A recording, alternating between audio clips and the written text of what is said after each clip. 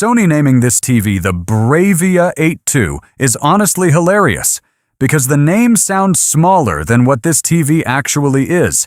This is basically the successor to the legendary A95L. Yeah, that A95L. The TV people still talk about like it's some mythical OLED creature. And somehow, Sony made this one even better. Now, before we get into brightness and AI processing and all the nerdy stuff, I need to explain what surprised me most about this TV. It's not just that it looks good, it's how natural everything looks.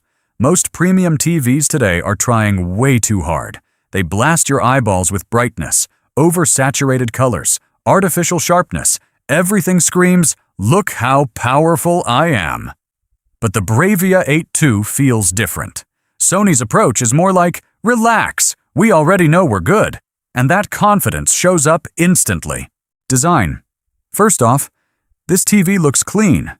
Not spaceship futuristic. Not weirdly aggressive. Just premium. Minimal. Sharp. Elegant. And when the screen is off, it almost disappears into the room. Now yes, it's slightly thicker than some rivals like Samsung's ultra-thin OLEDs. But honestly, I kinda understand why. Sony packed this thing with its acoustic surface audio system and custom cooling hardware, so the extra thickness actually has a purpose. And speaking of the stand, this is where things get a little annoying. The feet sit really wide, so if your TV table is narrow, good luck. Sony basically said, either buy bigger furniture or wall mount it. Not a deal breaker, but definitely something people need to know before buying. Also, why did Sony downgrade the remote? Seriously, older premium Sony remotes had backlighting and rechargeable batteries. This one? AAA batteries on a flagship TV. Come on, Sony, you were this close to perfection. Picture quality. Okay, this is where things get stupid. The second you start watching actual content on the BRAVIA 8.2, you immediately understand where the money went. The blacks are insane. Not just dark, pure black. The kind of black where bright highlights look like they're floating in space. And because this is QD-OLED, colors have this crazy richness to them without looking fake. Red looks deep. Blue looks electric. Skin tones actually look human. Everything feels alive. And the brightness jump over the older A95L is immediately noticeable. Now technically, yes, the LG G5 can get brighter in certain scenes. But numbers don't tell the whole story. Because Sony's processing is ridiculous. This TV has some of the best tone mapping I've ever seen. Instead of just nuking the image with brightness, Sony balances everything perfectly. Highlights pop, but shadows still keep detail. Nothing gets crushed. Nothing looks forced. It's cinematic in the best possible way. Movie experience. I watched Alien Romulus on this thing, and wow, the space scenes looked unreal. Tiny stars piercing through deep black space. Orange cockpit lights glowing like real hardware. Dark scenes packed with detail instead of becoming muddy gray soup. And that is where Sony flexes harder than almost anyone else. Shadow detail. This TV sees everything. Tiny folds in clothing, texture in dark walls, facial expressions hiding in low light. Stuff other TVs completely lose. And then there's the depth. This is hard to explain until you see it in person. Images don't feel flat anymore. Characters feel separated from the background. Objects have weight. There's this three-dimensional realism that makes movies feel weirdly tangible. At one point, I literally caught myself leaning forward like I was looking through a window instead of watching a TV. That's when you know a display is doing something special. Colors. Then I switched over to Spider-Man, into the Spider-Verse. And wow, this TV loves color.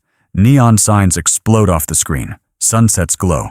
Spider-Man's suit practically vibrates with energy. But the crazy part? It never crosses into cartoonishly oversaturated territory. Sony somehow keeps all this intensity while still making the image feel controlled and accurate. That balance is incredibly hard to pull off. A lot of TVs either look dull or they look like a Las Vegas casino explosion. The BRAVIA 8 II sits right in the sweet spot. Upscaling. Now let's talk about something most people completely ignore until they buy a TV. Upscaling. Because not everything you watch is pristine 4K Dolby Vision content. Sometimes you're watching old YouTube videos, random cable TV, ancient sitcom reruns, and Sony absolutely destroys the competition here. The XR processor is scary good. Even older low-quality content looks cleaner, sharper, and smoother than it has any right to look. There were moments where old HD footage genuinely looked close to native 4K. Sony has been the king of processing for years, and this TV reminds everybody why. Gaming. Now, gamers? There's good news and annoying news. The good news? You get 4K 120 Hz, VRR, ALLM, Dolby Vision gaming. PS5 support is fantastic too. Games look absolutely stunning here, especially cinematic games. The contrast and color depth make titles like Spider-Man 2 and Horizon look jaw-dropping. But Sony is still doing the two HDMI 2.1 thing, and one of them doubles as the EARC port, meaning if you connect a soundbar, you're basically left with one full HDMI 2.1 input. In 2026, on a flagship TV, that's honestly frustrating. If you own multiple consoles plus a gaming PC, cable management starts feeling like a strategy game. Sound quality. Now here's the part that shocked me. The built-in sound is actually good. Like, genuinely good. Not good for TV speakers. Actually good. Sony's acoustic surface audio system vibrates the screen itself to create sound, which means voices literally come from the actor's face on screen, and once you hear that effect, normal TV speakers suddenly feel disconnected. Dialogue is insanely clear. The soundstage feels huge. Effects stretch beyond the edges of the TV. Watching Blade Runner 2049 on this thing at night felt incredible.